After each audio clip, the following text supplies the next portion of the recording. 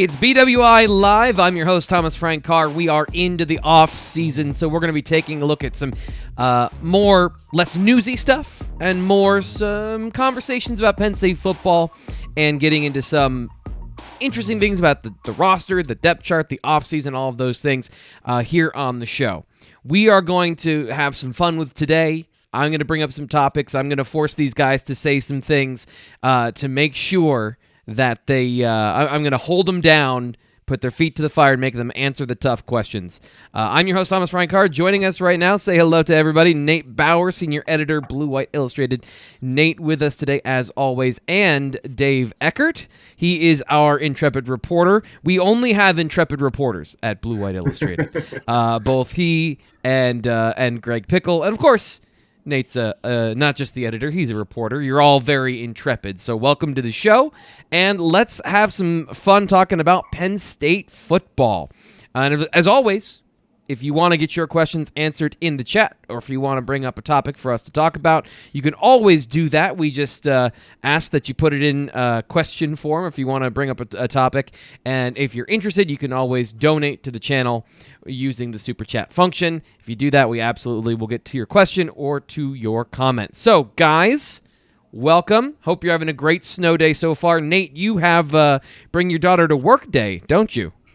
Every day is bring your daughter to work day right now. And so, there may be a little bit of a guest appearance at some point against my will for the show, but we'll see. Cross your fingers. That's totally cool. Here's the deal. We're an all-inclusive show, including children. And luckily, I don't think she's going to swear. And that's really the only thing I care about on camera. She's not going to... You haven't taught her any profanity, have you, Nate? No, well, no, she does have some hot takes about Penn State football, though. So the under 4 set is very hard to please. Yes. Doesn't like the punting practices. Anyway, it doesn't matter. And she's all about juice cups, sippy cups for everybody. Dave, welcome to the show. Is the cat going to be making an appearance? Because I know that if we're just going to have guest appearances all day, I'll get the bunny out.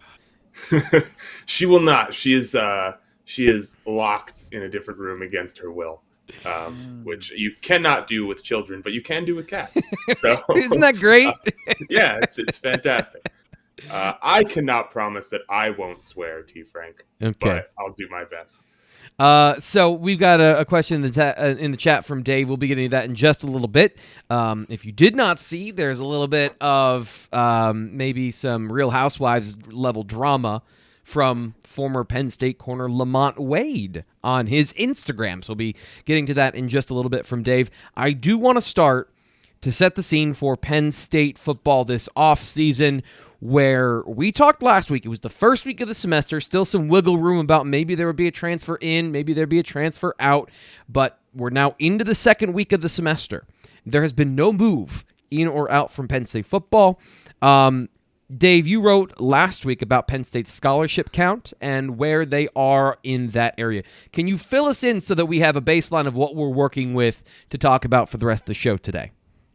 Yeah, so I guess with anything like this, right, where there's still variables to consider, you can't really get like an exact count, but where I have them is between 90 and 84, depending on what some of the seniors who still have eligibility left and haven't said anything do, and also depending on the status of Tyrese Mills, who is committed to Penn State. He's from Lackawanna College, but he didn't sign in the early signing period, so that kind of seems a little bit up in the air. So yeah, there's kind of 6 guys that we're still not sure about, and without kind of interpreting it like which ones got carried off at the bowl game or doing any of that nonsense, like just leaving it as it is, that's the range that they're in.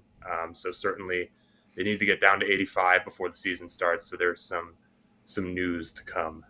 Yeah, either way, there is going to be some movement, but I think it's important that, as you pointed out, they're over the scholarship limit right now, so to get transfers in, there has to be more than that going out for the math to work out. And as we've talked about previously, it doesn't have to be until training camp, right, to the start of the season when the roster has to be fully set per the 85 designation? Yeah, I believe just training camp is that deadline. Yeah. Okay, so no further departures.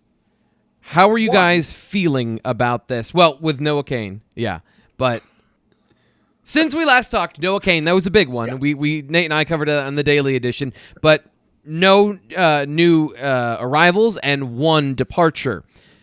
Nate, are you concerned about where Penn State sits right now with the way that their depth chart and their scholarship looks heading into winter workouts? No, I don't think so. I think they're. I mean, listen, everything's fine, right? Like, everything's fine. It's hard to be terrible at this point in the year, right? Like you can't you can't pull the fire alarm in January. Yeah, I think that if you're reading the tea leaves, it's fairly obvious that they missed on a few portal targets, right? Now, I'm not saying they missed an avalanche, but certainly there were some guys that they were interested in, an offensive lineman who just committed to UCF, USF, one of the Florida schools, pretty recently. So, yeah, no, is it exactly where you want to be? Probably not, but is it a dire situation? I don't think so. And really, if you consider the transfer portal and how this movement works at this point, it feels to me as though there's two big pushes, right? There is the immediate after the season push in which everyone's trying to get solidified and centered before the start of the academic calendar in the spring. And then the second push is after spring practice. So after all these programs go through spring practice, coaches and players have conversations. People like or dislike what they are projecting for themselves and their future with their team. And, they make decisions to go elsewhere. So I think that certainly there is a little bit of a calm right now for Penn State football, but I would definitely anticipate to see a few more out and probably some in between now and really June. The what you kind of jarred loose in my mind is at the same time that Penn State is going through coaching staff upheaval, and just this is in general for any coaching staff. Coaching changes at the end of the season, whether it's hires, fires, retentions, any of those things. At the same time as the early signing period, at the same time as everything else is ending and you're getting ready for your bowl game. Is that too many things at once for them to be able to navigate, especially when Penn State had as many changes on the coaching staff as they did? Do you think that played into this? And with that transition with the holidays and the new semester and the new year, Dave, do you think that is part of the reason we saw less activity from Penn State this year? I don't think so. I mean, was it a pleasant time for the coaching staff workload wise? Maybe not. But there's people there to get this done, right? I would, again, I'm not super dialed into, the conversations that they're having with the transfers. It's kind of Ryan Snyder's turf, I guess. But I would suspect that there are many other reasons on the list besides, I guess, staff workload that would factor into them not having landed someone yet. But I just mean in simple fact of there was some roster turnover as Sure. much as, your defensive coordinator is leaving, your special teams coordinator left. There was some off-field stuff that we covered on the BWI Daily Edition as far as people from that part of the arena leaving. It's a thought. It's an open-ended question of there is a lot of stuff going on, but if you have upheaval, that might be a part of the situation. Yeah, I think that's a thing that almost, I don't want to paint with too broad a brush, but I feel like a lot of teams go through that, right? I mean, Penn State fans, especially fans of a certain age who, spent a lot of time with Joe Paterno and his staff. I mean, they know they've had an experience that I think is very unlike the standard college football fan experience when it comes to staff turnover. So obviously, it might be a factor, but I think that, if you're a linebacker considering 6 schools, right, I would imagine that 2 or 3 of them have a new defensive coordinator this year, so it's I think it's something that is pretty normal. You bring up something with Joe Paterno and kind of the history of college football in general, and Penn State has a very traditional fan base. So this is an interesting situation. Is the people that follow this stuff on a regular basis, some of the subscribers over at BlueWhiteIllustrated.com, which you can go in and you can find, as Dave talked about earlier, Ryan Snyder and his insights into the portal, and one player, as Nate mentioned, Ryan Swoboda, who went to UCF, what the situation was there and how that unfolded. You get all that information as soon as we get it, only on the premium message board. So BlueWhiteIllustrated.com, sign up for just $1, and you can get access to all of that for 12 months. If you're joining the show today, what we're doing is we're talking about the Penn State offseason, and we're setting things up for the bulk of the show today, which is giving you a clue as to what Penn State's roster looks like right now. And then we're going to talk about important people, important situations, important dates as we go through the offseason with the information that we have now. So if you want to put something in the chat, you want a question answered or asked, or you want to make a statement, feel free to do that. And we'll get to this right now because Dave led the show with it. So we'll take one quick break here. Dave says, any thoughts on the Insta stories with Lamont Wade and response by some parents and guys on the team? For those that don't know, Lamont Wade, when Noah Cain went into the transfer portal, he screenshotted that and said, I should have got out of there when I had the chance, talking about Penn State. What is your reaction to that, Nate? Yeah, I mean, first of all, I don't think it's necessarily productive to, like, are we all going to sit here and feel surprised that not everyone has an ideal picture perfect experience in their college career, right? Like, right. Forget Penn State. Like, this is whether somebody is right, like over the top, all in Sean Clifford style, lives it, breathes it, eat it, or not. Yeah. You can't fake it as a college athlete. Yeah. There are so many things that you have to be at, have to do, have to work for, that to me, every single person who is in the Penn State football program or really anywhere at this level has to dedicate their life to it.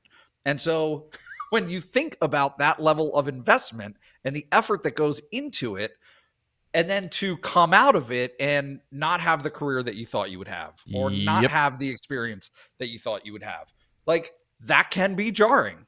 That can be jarring. And some people handle it better than others. And some people are more vocal about handling it better than others. And so, I mean, I'm not even really sure that I would say it's a not being handled well situation. Like, if the guy wants to say something that he wishes he had done something differently, I understand why Penn State fans will be offended or, taken aback by that. But it should not be the story that it has become. It doesn't feel productive for really anybody at this point. Dave, do you have any different thoughts about it, or what is your thought about this particular story and situation? Yeah, I mean, I have similar takes, I guess. It's one of those things where we don't know what happened. We don't know what his experience was like. So it's hard to have an opinion, right? Because it's like, we weren't there. He might be totally off base, or he might have a point. I don't know. Yeah. So it's tough to speculate on, definitely. But let's review the facts, not to speculate about blame or to speculate about what would have or could have been if he had gone somewhere different in the transfer portal. But a former 5-star athlete at corner moved to 2 different positions during his Penn State football career, and then entered the portal, clearly unhappy with what was going on in his career, and then decided to come back, played, I think, based on my analysis of watching him play football, they played him in the best possible situation for him.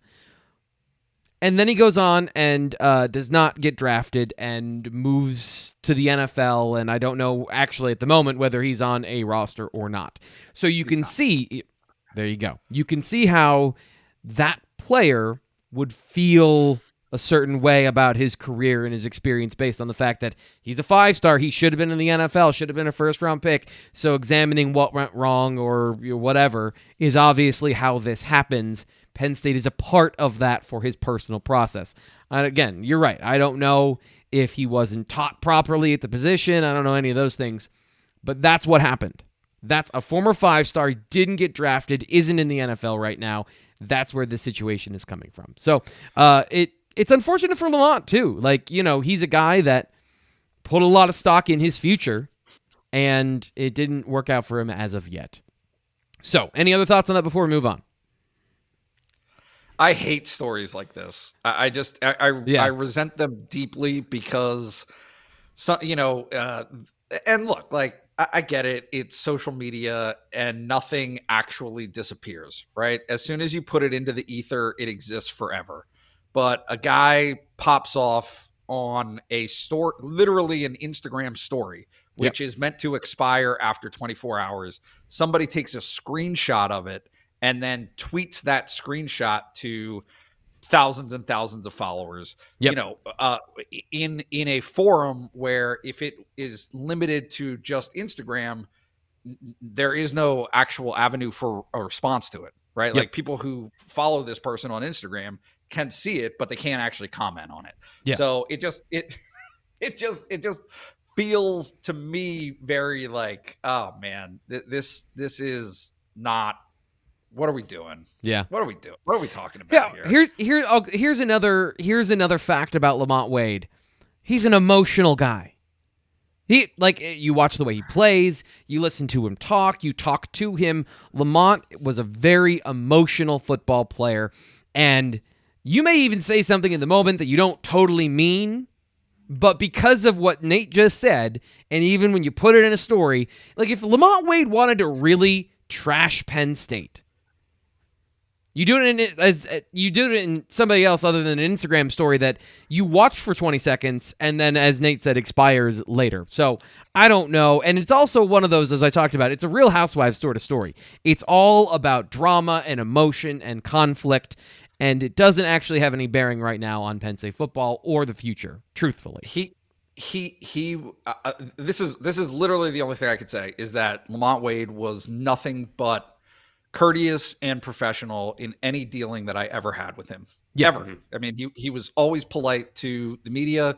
He was always thoughtful. I mean, very thoughtful. That people don't like all of those thoughts is like that. It just kind of is what it is, but it doesn't mean that that he doesn't think about those things. So and you make a good point. By emotional, I mean passionate. I think a lot of people think emotional is either a weakness or a bad thing. I think passion is what makes football players great. That passion, that depth of fire is what makes a lot of guys great, and that's also what can be, a problem later on. So anyway, let's move on. Let's talk about Penn State's offseason as it is now with the roster as it stands. Who are the most important players on the roster this winter for Penn State? I want to go offense and defense, and I want to get your opinions on the guys that have to. This is something we did last week on the BWI Daily Edition. Who are the guys that are the most important to have a really good offseason for Penn State to have a big 2022? Dave, I want to go with you first. What is your offensive pick for most important Penn State football player to crush it this offseason? Landon Tengwall. Obviously, we saw him a little bit towards the end of the season. We liked what we saw. Penn State's offensive line was terrible.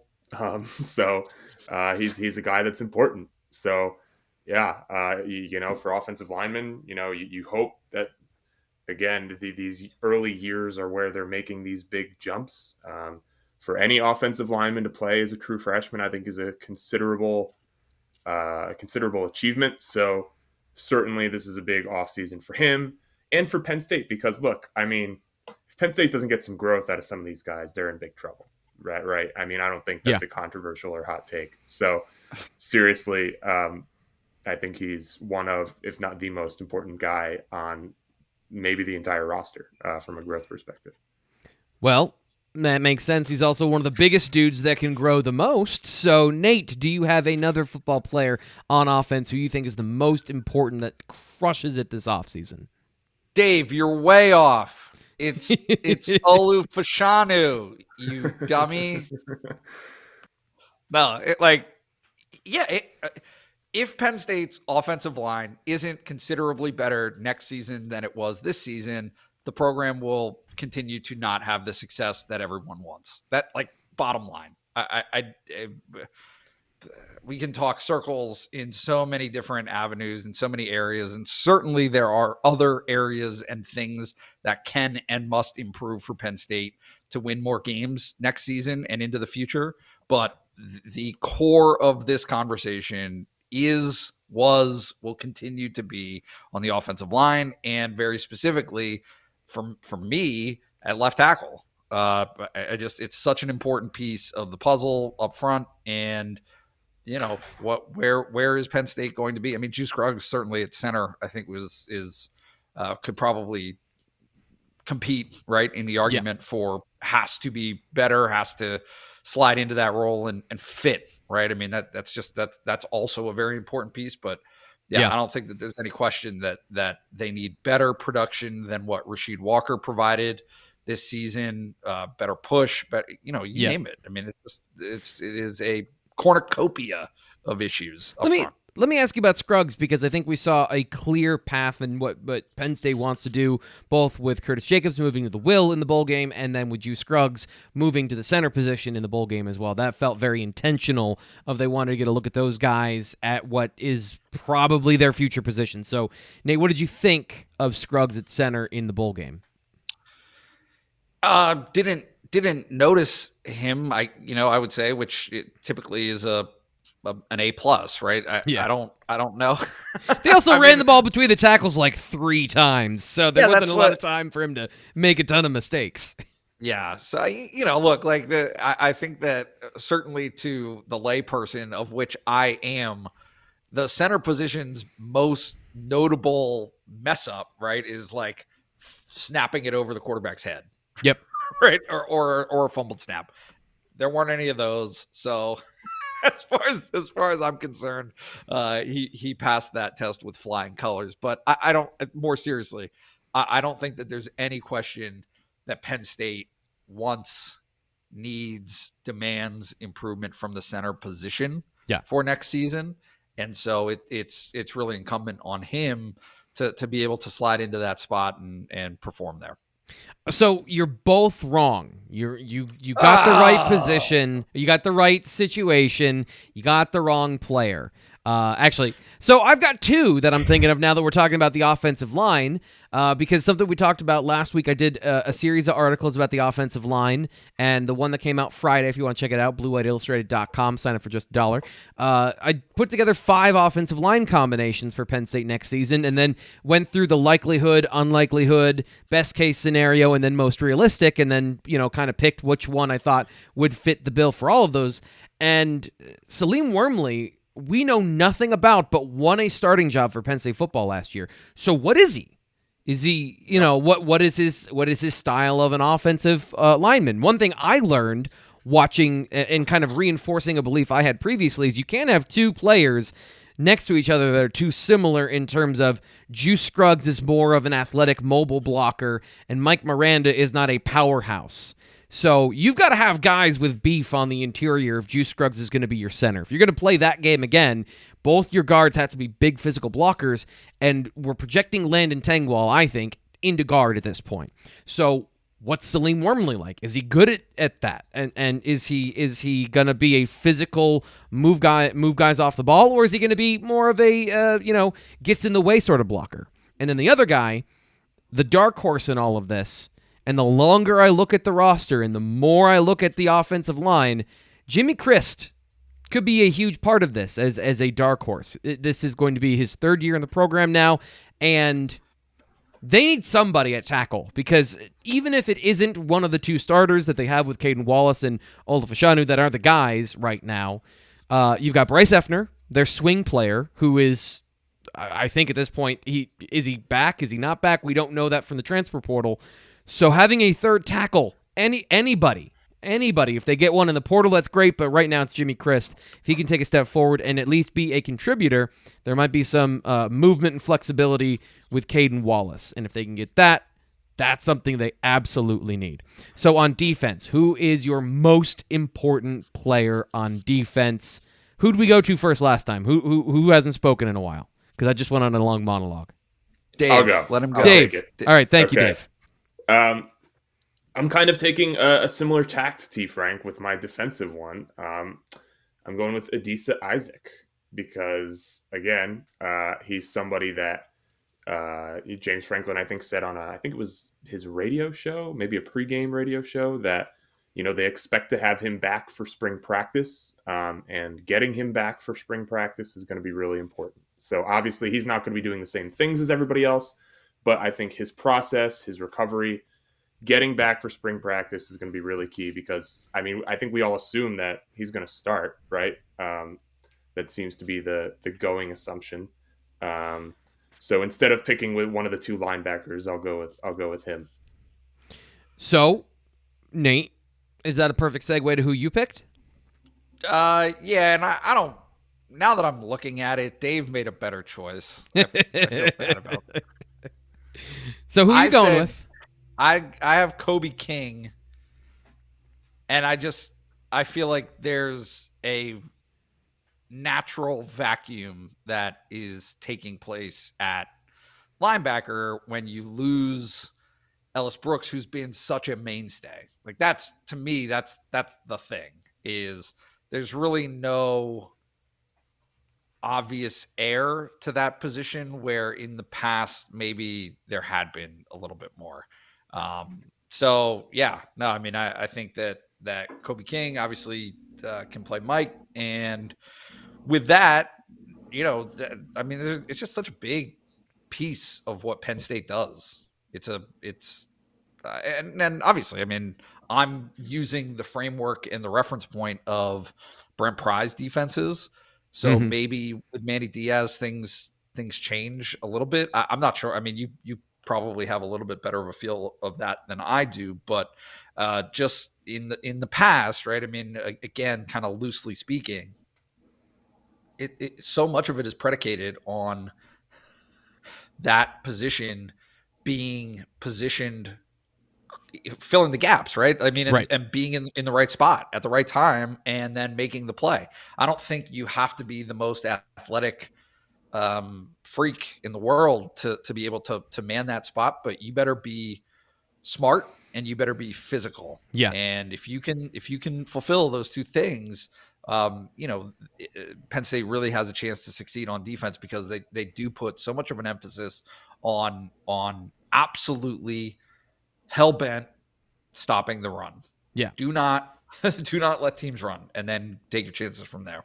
So it is interesting because there are subtle differences even within, I think, vast similarities. And to what you're speaking about, Nate, with the linebacker position for Penn State under Brent Pry, especially that Mike linebacker, is they would move their defensive linemen a lot post-snap. So you're line up in one gap, and that's your gap responsibility. And that's what the offensive line is aiming for when they block, especially against teams that run zone blocking. That's why Penn State a couple years ago was so effective with Micah Parsons against zone and teams like Iowa, because they would move the defensive line one way and free up Parsons to get into a gap, and then he would blow it up, or he'd run over the top and he'd be able to blow it up that way, where he had the athleticism to fly from the backside to the front side or what. They could do so many different things. So Brent Pry used a lot of defensive linemen shifting in motion to get into different gap schemes and formations. Manny Diaz, from what I've seen, and I haven't done a really, I haven't watched him in depth for 8 years like I did for Brent Pry, but his defensive linemen, especially defensive tackles specifically, it seems like they just get upfield. Like their job is blow up the run scheme by winning your gap and pushing into the backfield. So that's going to be something interesting for me to learn this offseason, is what are the subtleties there that I haven't really picked up on quite yet. But you might not need something exactly the same way as Brent Price. That's a really good point. The thing, though, I do think you will need is somebody at defensive tackle to grow up. And I don't mean that in a derogatory way. I mean, literally, these were young guys thrust into the lineup, and one of them has to get to a size and a strength and a maturity perspective where they can be relied on in the middle. Because right now, as of last year, there wasn't. And I still think with Keziah Izzard, it's not really a fault of his own that he was in there at 295 and he needed still to get stronger and a little bit bigger. James Franklin talked about it he was put in way early. We didn't expect him to have to do that, and he did, and, it didn't go well. So let's get, on that particular note, to another topic. Guys that got a bad rap in 2021 that didn't deserve it as much as their play would have indicated. So, Nate, I'm going to go to you. We're going to do a snake draft. You get to go again, and then Dave. So who's a guy that got a bad rap, but he wasn't as bad as it seemed in 2021? Sean Cliff. No, I'm kidding. Please, we were having a nice show. I don't want to have to talk about it again. What other answers? No. I said Joey Porter Jr. I think that there were some penalties certainly that were I don't know. The certainly I thought that the pass interference at Michigan State was not an appropriate call. And I thought that he took some heat for that probably wasn't warranted. And I think really through the course of the season, he developed a reputation for that, right? When really, in my mind, there were maybe 3 defensive holding and or pass interference calls against him. It's just that they came in kind of significant moments for Penn State. And so, yeah, I thought that Joey Porter Jr. had a pretty good season with the potential to be, I think it's a big deal that he's coming back to Penn State. I think that is really, really, really important for the defense and for him, to come back and have a big year in 2022. Dave, we're on to you. Who's your guy that got a bad rap that didn't deserve it? Yeah, I picked the same guy. I tried to come up with a different one, and I really couldn't. I'm sorry. Sean Clifford. But yeah, for similar reasons, right? Because, I think he took some penalties at the end of the season that were costly. He had a bad game against, I think it was Maryland, where he just really, he allowed 7 receptions against Maryland for 86 yards. So kind of got picked on a little bit there. But other than that, I mean, he was just solid, right? He reduced his passer rating against from 2020 by 40 points. He was really good in the run game. Yeah, he was an asset, and people portray him like he wasn't, and it confuses me. I think there's just some frustrations coming from the penalty issues. But to me, he's certainly the choice. So I went back and forth on this, and even as I'm saying this sentence, I'm kind of going back and forth on it of the guy I want to highlight. Looking at Kevon Lee, please, because don't make me don't make me talk about that again. I've done it enough. Kevon Lee, he's defined by his limitations a lot in the conversations about the running back position, because it's earned, honestly. And that's why I'm having a hard time here of he's not as bad as people maybe their emotions make them feel about him, because he does everything he does pretty well. He got to the point at the end of the season where everything he was doing was good, but there was nothing exceptional. There was nothing electric. He wasn't making that one guy miss that James Franklin harped on all season long. And even James Franklin's talked about this going back to Saquon Barkley of, you got to make the safety miss. That's your job as a running back. Make the one guy miss, we'll take care of everybody else. In those situations, Kevon Lee routinely didn't do that. But he picked up the yards that were there, and he was reading blocks well by the end of the season. He was pass protecting at a better rate. Still think there were some ugly things that happened in the bowl game that weren't his fault, but he was put in situations where it looked like it was his fault. And then as a receiver, in the open field, he just didn't get a lot of opportunities in check down situations. And he doesn't, Penn State didn't target their running backs a lot in the passing game. So, I thought he was good last year by the end of the season, but the offense as a whole wasn't any good, and he wasn't making up for it. So that would be, I would say, my guy. I'm going to talk myself into it because I don't have anybody else I can think of. Who got more credit than they deserve? Go on the flip side, Dave. Who do you think got more credit than they deserved in 2021? Yeah, I'm not sure if I'm allowed to do this because he's not returning, but I went with Derek Tangelo. I thought he was... That's a perfect one. Yes. Yeah. I thought he was good, but not amazing in the way that maybe he was portrayed sometimes. I thought he was reliable. I thought he was fine. I thought he did his job, but I did not think that he was a standout. And I think that is kind of the perception that many fans had of him. So yeah, that's where I went. Nate, who got all the laurels and deserved maybe half the laurels that they did? I think so. I said Lee, which now I'm going to take it back. Lawyered.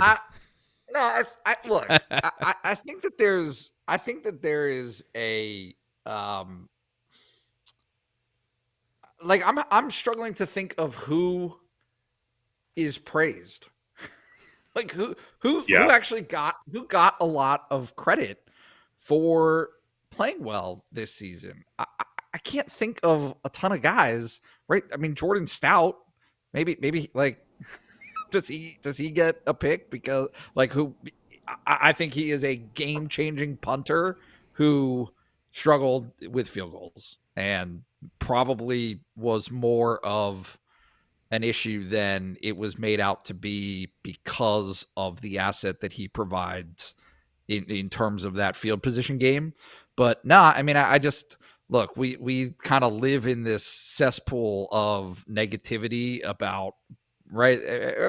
When you go 7-6, it's hard to have anyone play, be stellar. I don't know that there really is a guy who everyone was in love with who didn't, like what, who was the star is Jahan Dotson. And I will say that Jahan Dotson deserved every ounce of credit that he deserved. Yeah. And probably more so than that. So I don't know. It's a tough question. Yeah. Guys that performed well. Let's just list them off. Arnold Ebiketie got the credit he deserves. Both the safeties, maybe a little up and down, but more good than bad. So if you wanted to put, even if you wanted to be negative about it, put one, oh my gosh, Jaquan Brisker was hurt all the time. Yeah, I'm forgetting a name, so I'm going to move on. A guy that comes to mind is Nick Tarburton, but he's a good role player on the team. Jesse Luketa, I think, got a lot of praise, and rightfully so, for his abilities. I will say, if there's one part I'll say is overrated, it was that he's a linebacker. He is not a linebacker. That I think we saw pretty clearly in the bowl game. But he, was a good soldier in those situations and did it, even though not his natural position. So let's shift to a quick question from the audience. And by the way, if you're joining us, I see a bunch of people have joined the show since we said this last. This is the BWI Live show. If you're here in Happy Valley, happy snow day. Thanks for hunkering down with us here on the show. If you are not in the middle of a winter storm, we are. So that's why I've got the winter sweater on. But you can still ask a question if you want to drop that in the chat. If you want to be a part of the show, we got a couple that we can get to here. Tyler asks, and let me throw this up in here.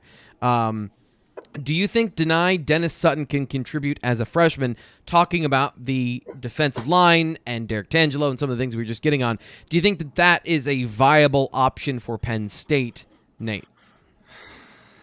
I struggle with questions like that because I try to think of the last true freshman to do it.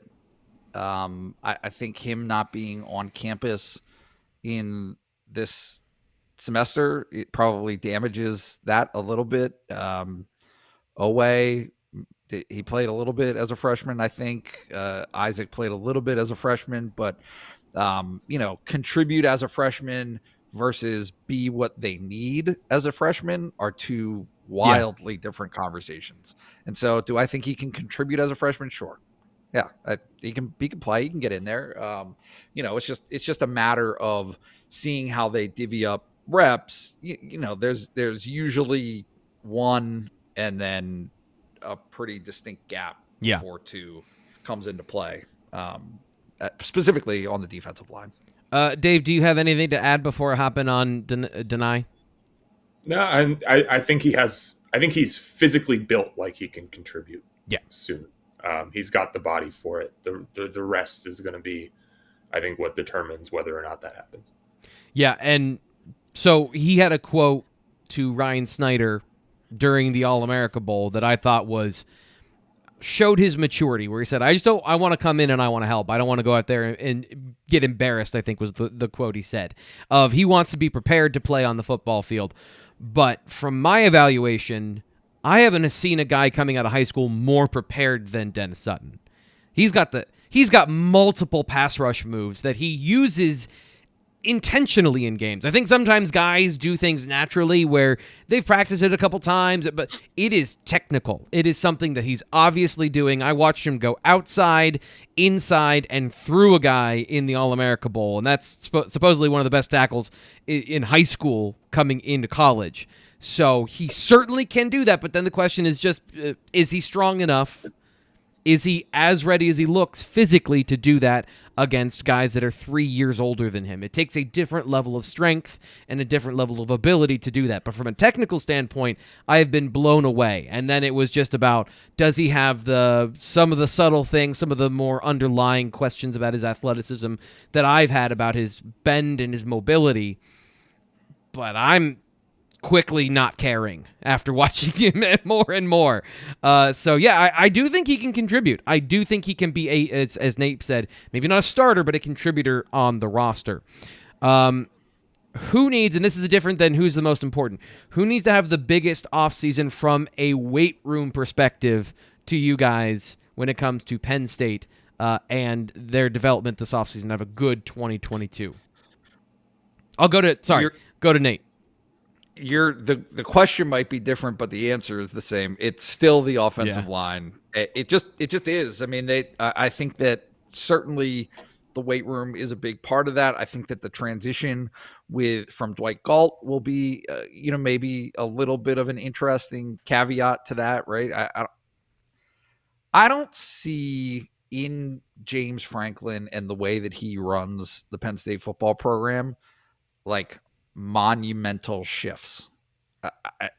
It doesn't seem to be the MO. Maybe you could argue from John Donovan to Joe Moorhead, stylistically, certainly.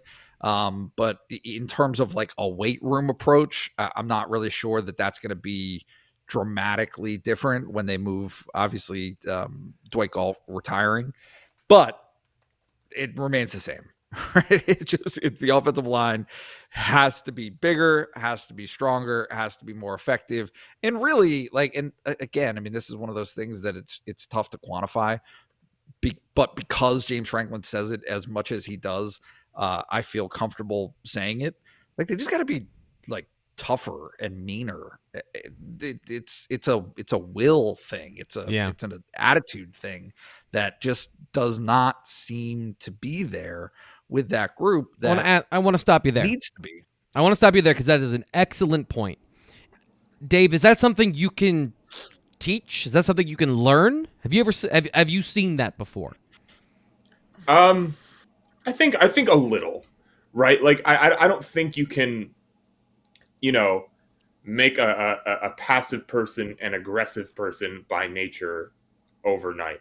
But I do think that you can jack them up a little bit, right? I don't think that I don't think that's impossible. I don't think it's like teaching an old dog new tricks there. But certainly, as for how you do that, no idea. That's a question for Phil Troutline. But I don't think it's impossible. No, I mean, there are moments, right? There are moments for this stuff. Yeah. The moment is not you're up by 35 against Central Michigan or whatever, and you just, you want to taunt the defensive tackle that you just pancake blocked, right? That's not the moment. But there is a time and place. And I think for Penn State fans, you would like to see them do that stuff in the time and place more. Yeah. Yeah. So this is an interesting conversation we had about Steven Gonzalez back in the day, where he's this 345-pound, huge offensive lineman. And they always talked about getting to play with more aggression, more assertiveness, all those things.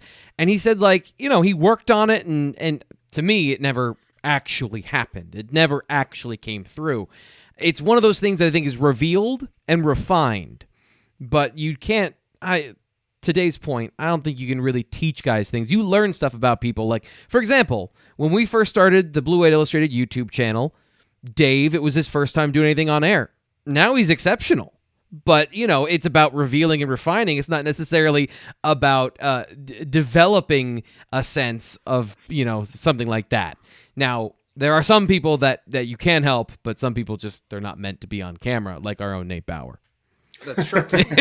Just kidding. Too much laughing, too much wheezing. Oh my! Don't Nate, do this. Yeah. Let's not feed the darkness. When it comes to off-season important dates, Nate, you wrote earlier this year a calendar for Penn State football, and I got a little bit of PTSD when I read into September. You went all the way out there. I still haven't recovered from the workload of the season, just the craziness of it. But what's the next important date for Penn State football this offseason? What's coming up?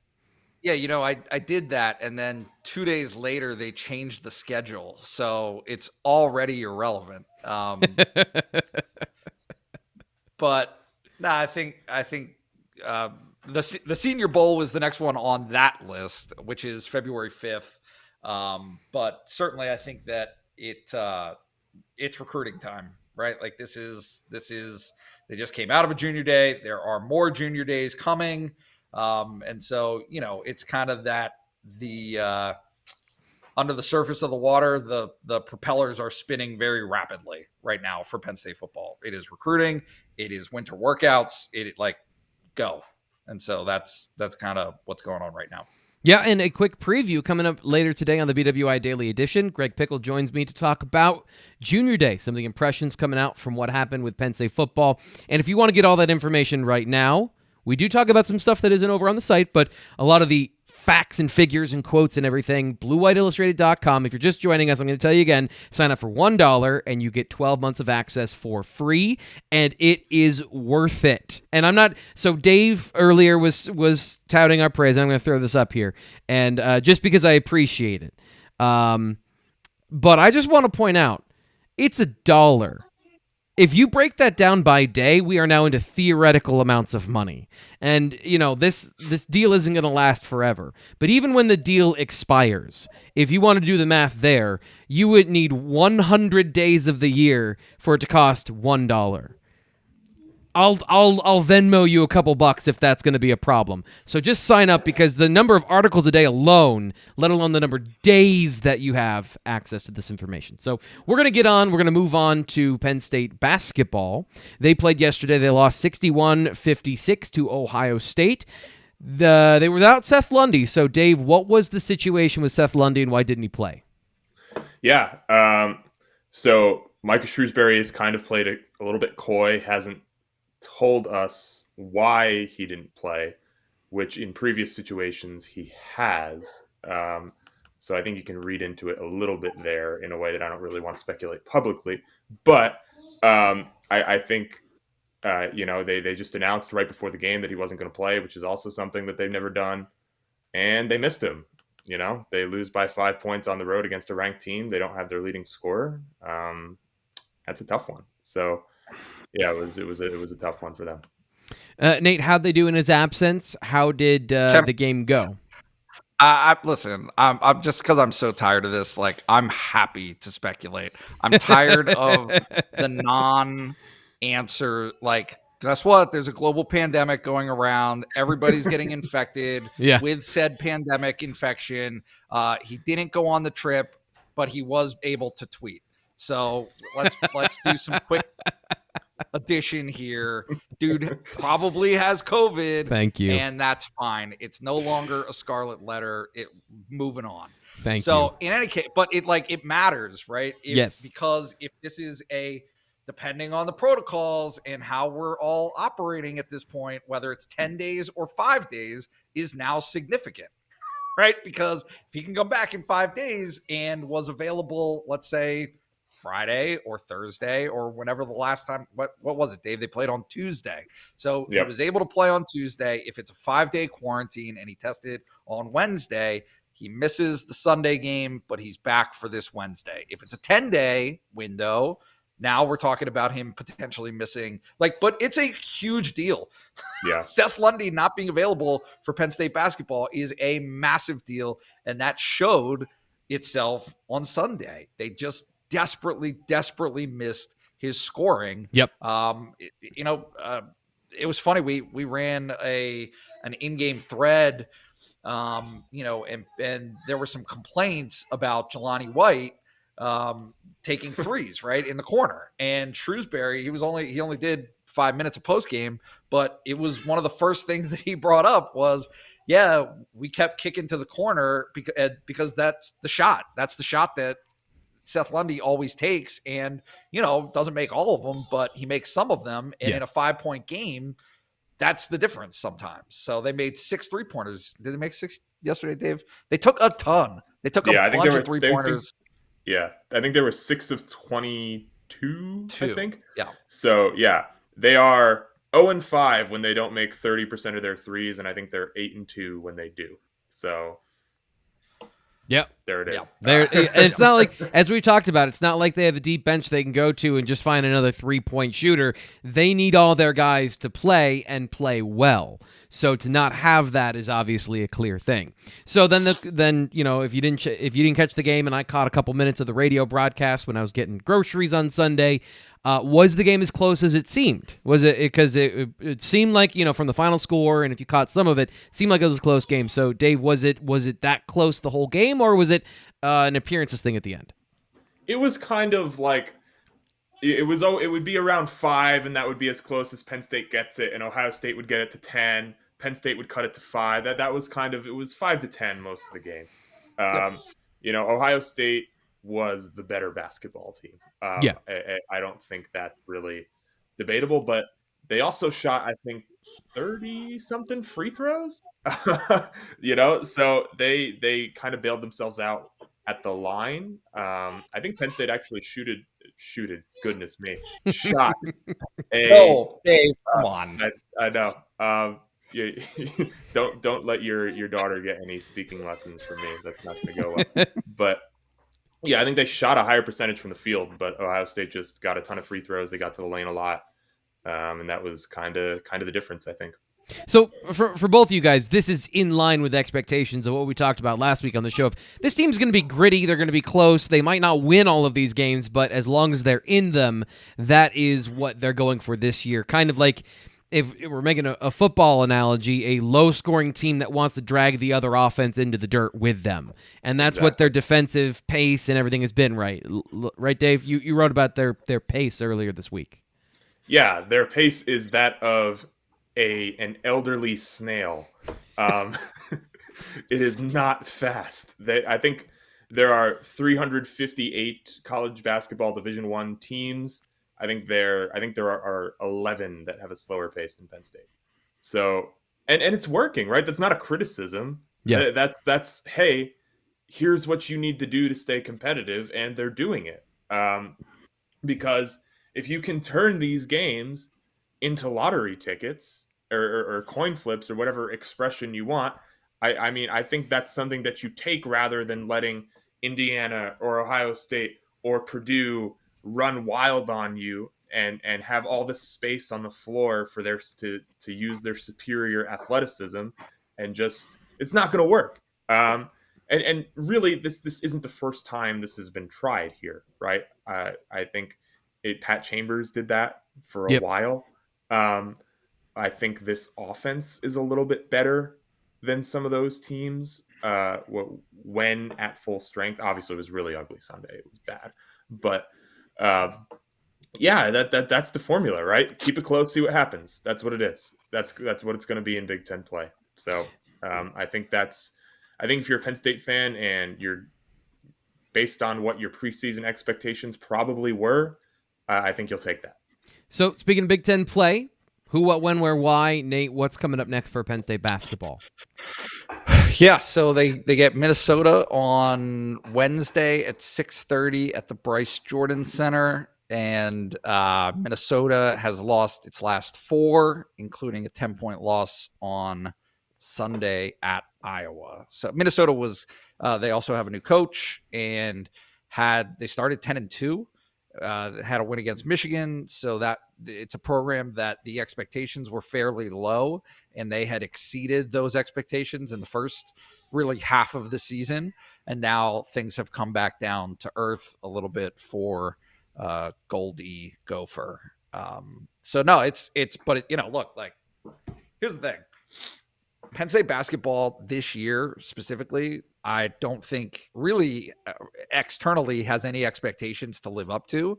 Yeah. And these are the type of games, 6:30 on the Big Ten Network in probably a mostly empty, right? Like just the darkest of the days in January when it's miserable outside. You know what? Get a win and you're in good shape. Nate, I was going to come back with you didn't answer why is Penn State basketball, but there you go, even there. Answering the why for what they're doing in the game on Wednesday. So, Dave, back to you. Last question for the show. What is the expectation in that game as from what Nate set up with the two teams? Is this a good chance at a win? How do you think they match up? Give us a quick thumbnail scouting report of the game. If you were asking me my pick, I would pick Penn State.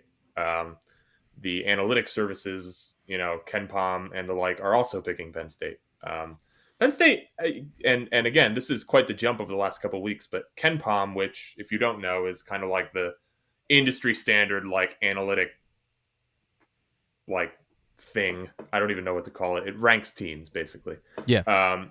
It has Penn State at number 65. So I think they were around 90-ish a couple of weeks ago, and Minnesota is 90th. So this is a team that the analytics think that Penn State is better than. Obviously, that doesn't mean you expect them to win. If they have Seth Lundy, that obviously don't have Seth Lundy, that obviously throws a wrench into it. But at full strength, I would pick Penn State here. So 60, you said 65th in the Ken Pom rankings. Yes, sir. So that is a tournament team. Right? Do I have something wrong here? Like, as far as, like, what's the difference there? Because the NCAA tournament, like, the last 30 teams or so are all not very good teams that win their conference tournaments and get auto bids. Got it. So to be on the bubble, you kind of have to be in the 40s-ish. Okay. Probably a little bit higher to actually get in. So, yeah, they've got a little ways to go there. That's why we have our intrepid reporters on the show, so they can fill me in and banish my ignorance into the ether. Anything that we missed on the show today? Anything I didn't ask you guys that you want to cover before we get going? Just got like a minute. Yeah, you didn't say anything about the Buffalo Bills. Oh, I can tie this in. I can tie this into Penn State football. I've been thinking about this all week. Ryan Bates. He has started for the Bills the last 3 weeks of the season, I think the last 3 games, at left guard where he started his career. And look at that. He's a good football player when you play him at the position he was supposed to play. They were playing him at center, right tackle, everywhere else. And it was like, just play him at left guard, get the rotating door of not good football players out of there, and it stabilized their offensive line. He was pulling. He was in front of people. He opened up the running game. I mean, he's still on the NFL level an okay lineman from a physical standpoint, but he knows what he's doing, and he helped the team. And now they're on to play the Kansas City Chiefs, and I won't be able to sleep until after the game. Either way. So. I've never watched. I don't watch a lot of NFL football. Like, they look like dogs up front, dude. Like that's a tough offensive line. Is that the right read? So no, not until last week. But that's what I'm saying. So they have a rookie right tackle who is hyper athletic, but is still kind of he's a rookie offensive lineman. They moved Darrell Williams from right tackle to right guard. They have a cursed right guard position. That's not been good for like 4 seasons now. Mitch Morse is an undersized center. Deion Dawkins is an undersized but really good left tackle. But just the way they play together is they play really well, and they have changed their blocking scheme a little bit where they were really zone heavy, and in that game they were pulling a lot. And they're getting those athletes out in space, and they're running, and there's a new rule in the NFL where you can't cut block if you're a defender on the outside. You can't dive at the knees of an offensive lineman. And a lot of teams, the Bengals and the Bills and a lot of teams were pitching the ball out wide, and with their offensive line, I think they were running it that way for that particular reason. So, and Ryan Bates was a part of that and has the athleticism to get out there and play there. So, smart coaching, putting your players in position to succeed, playing well. It won't matter if Patrick Mahomes throws 5 touchdowns, though. Josh Allen's going to throw 8. It's fine. That's what we're going to go for. That's what we're hoping for. So thank you for indulging me, Nate. That felt good. The BWI live show, thanks for coming in and thanks for participating. Thanks to everybody who gave us a super chat donation. We'll be doing this off season every Monday at noon. Tell your friends. We're having a good time. We'll talk about anything that you guys want to bring up within reason, of course. And we'll be taking your questions, talking about things that come up in the off season. For Nate Bauer and Dave Eckert, I'm your host, Thomas Frank Carr. We'll talk to you next week.